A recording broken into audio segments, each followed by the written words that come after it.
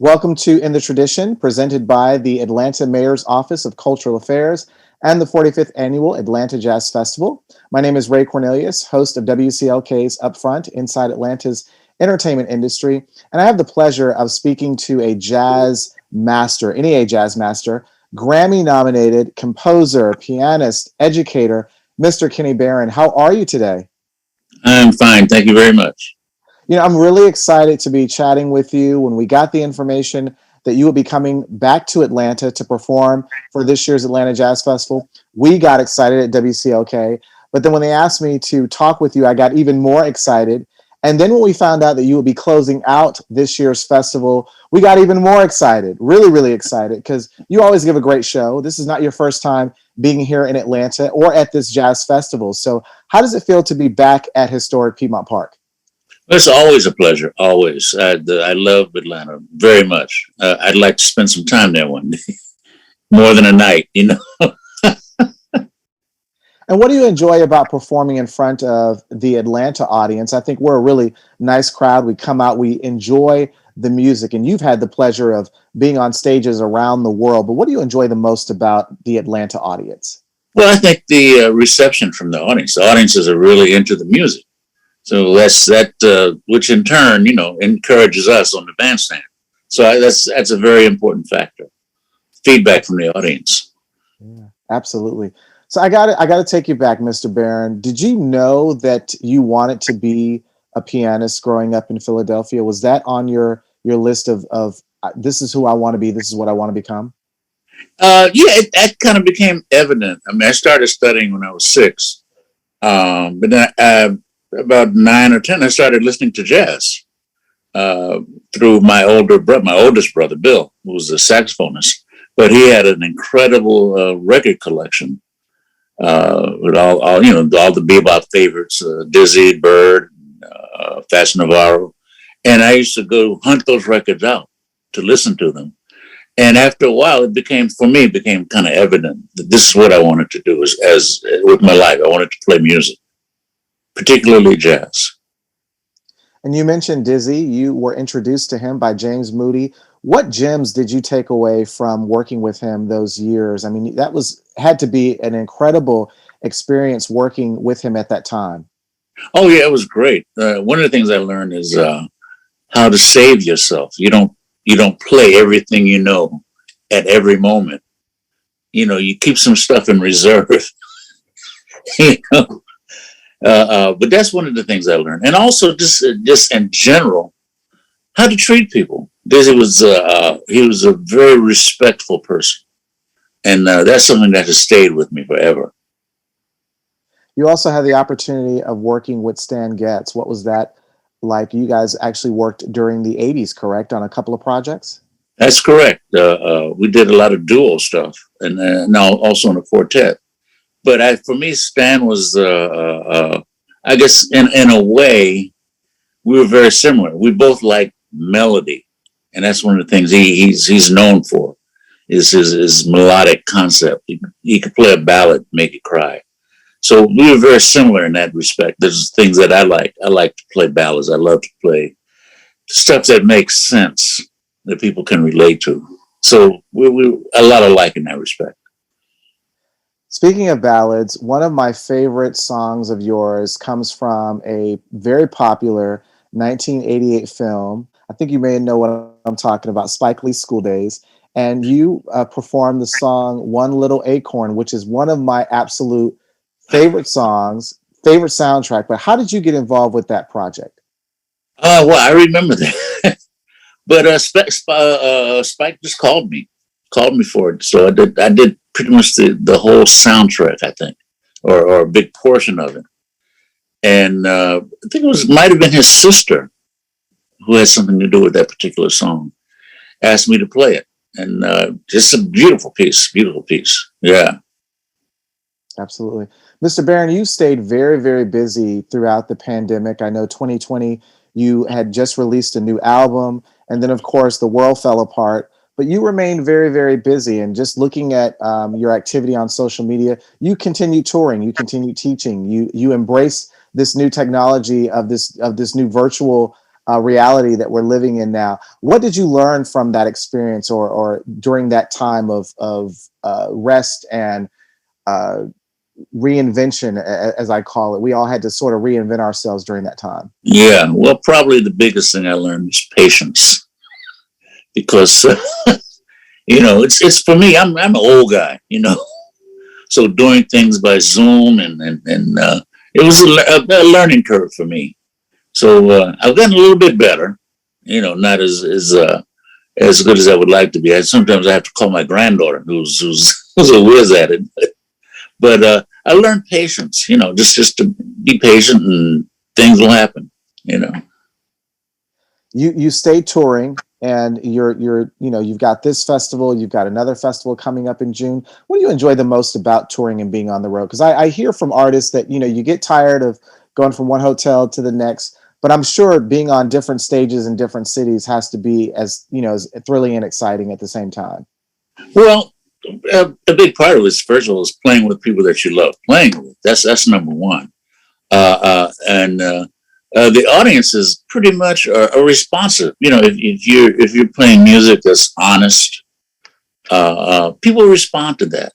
And that's what I love. People all over the world, people respond to honesty in the music. You know, and again, playing with people that you like helps. Let's talk about when you're going into the recording studio. What does that process look like for you? Do you take time away first before you go in? Do you get inspiration when you're having coffee in the morning or as you're traveling? How do you get inspired when you're composing new music or working on a new project? Composing is I don't know. It's a different kind of animal. It's very difficult for me to say, okay, it's 5 o'clock. It's time for me to write music. I'm not able to do that. I mean, I can write something down, but I won't like it. You know, so a lot of the things I write just happen by noodling, just sitting at the piano playing, and then I'll find something, a gem or something like that, and then I can expand upon it later. But once we get in the studio, we may rehearse for one day, and once we get in the studio, I don't like to do 20 takes of something, because after a while you start competing with yourself. So most of the time, it's usually first takes or second takes. No more than 2 or 3 takes. I never do that. After a while, you get tired of it. After that, you begin to lose your inspiration. So for me, it's first, second, or third takes. That's it. And we try, and that helps keep the music as spontaneous as possible. So like I said, once you go past the third take, then you start competing with yourself. So that's not something I want to do. Throughout your career, not only have you performed on some of the world's biggest stages, but you've also lent yourself to classrooms, having taught at Rutgers as well as a Juilliard school. What did you enjoy the most about teaching the next generation of jazz artists? I guess their curiosity and their enthusiasm for learning the music, and 9 times out of 10, they were super incredible. I had some, like Terrence Blanchard was a student of mine. Regina Bell was a student of mine. I've had some really incredible students, and I learned from them as well. I had a student who was from Nicaragua. He plays with Brian Carter now. It's just, hey man, can you show me that Montuno? So you learn as much as you give out, you take in return. You mentioned Regina Bell. I had the opportunity to interview her a couple of years back, and she spoke very highly of you. What was it like having her as a student at Rutgers? Oh, she was great. She was great. She studied piano with me, and for a very long time, I didn't know that she sang. And she asked me if she could, if I thought it was okay for her to try out for the big band. The school had a big band, Rutgers. So I said, sure, go for it. And I went to the first concert, that she did with them, and she absolutely blew me away. And she sang a very difficult jazz piece called "What a Little Moonlight Can Do," very, very fast, and it was really incredible. So I've been a fan of hers since then. You also mentioned Terrence Blanchard, who's one of the preeminent jazz performers of our time. What was it like working with him in those formative years? Oh, incredible. He not only is a great trumpet player, he's also an incredible pianist. He plays piano very well, and he's a great composer. So when he called me to, I participated in a few soundtracks with him for Spike Lee. So whenever he called me, I was right there. you know. Mr. Barron, let's talk about, if we can, the future of jazz and who excites you right now in music. Who are some of the artists that that really, when you hear their names or when you go and see them perform, that you get excited about the future of jazz? Well, I can talk about pianists. One is Sullivan Fortner, who I love. Gerald Clayton, who studied with me at Manhattan for about a year. His father actually sent him to study with me for a year. He's incredible. He's an incredible composer, incredible pianist. He's kind of forging new directions, but at the same time, see, he's also steeped in the tradition. So I always had two pianos in my studio, and sometimes we just play. And he can play like Oscar Peterson, that kind of groove. So he has it all. He's leaning to the future, but also he's aware of the past. So those are two of my very, very favorites. And who are you listening to right now? If we were to go through your music collection, who are you listening to right now? Oh, I listen to everybody. I listen to may listen to Anita Baker. My granddaughter, who's also a musician, she hit me to Lamar Kendrick. So I've listened to some of his stuff, but everything. And I always say, no matter what kind of music you play or listen to in this hemisphere, in the Western Hemisphere, it's the same 12 notes. That's all there is. 12 notes. So it's just a question of what you do with them. But I love music. I love music, all kinds. There's something to learn from every situation, every playing situation. So as you prepare for Sunday's performance at the Atlanta Jazz Festival, how do you pick the songs that you're going to perform that evening? Well, I kind of go through in my head, or sometimes on paper, a list of things that some things we haven't played that often. And the group I'm bringing, Emmanuel Wilkins, I don't know if you've heard him. He's an incredible young saxophonist, a lot of energy. So that'll be challenging for me, so I'll be 79 next week. So I'm looking forward to that. And then a drummer, who's not my regular drummer, but he's from Philly, Justin Faulkner, who plays with Branford Marsalis. So I'm looking forward to all of this. And Kiyoshi Kitagawa from Japan is my regular bassist. So sometimes you play with different people, it adds another flavor. So I'm looking forward to all of it. And I have to ask you, I know this is a question that I always, people always say, oh, wow, how can you ask this question? But what song do you enjoy performing the most? And one song that you sort of keep with you as you travel from city to city? That's a hard question. But there's a couple of standards that I really love to play. And one of them is Embraceable You, My Sweet Embraceable You. And then there's another song, which is a Brazilian song by a composer, Brazilian composer. I can't even think of his name now. Wow, because I'm nervous. But the name of the song is Aquele Frevo Achei. It's such a beautiful piece, And I heard a version of it by a singer named Gal Costa from Brazil. And ever since I heard it, I had to learn this song and play it. It's a beautiful piece. So those two songs I play all the time. Is there a moment throughout your career that really stands out the most, that you were speechless or that you were in awe? Was there a performance or a time that you received an award that you'd like to share with the audience? Actually, last week, there's a place called the Jazz Gallery in New York City. And it's run by a woman named Ryo Sakurai from Japan. And they gave me a Lifetime Achievement Award. and along with Jeff Tain Watts and there was someone else. My memory, after a while, you get your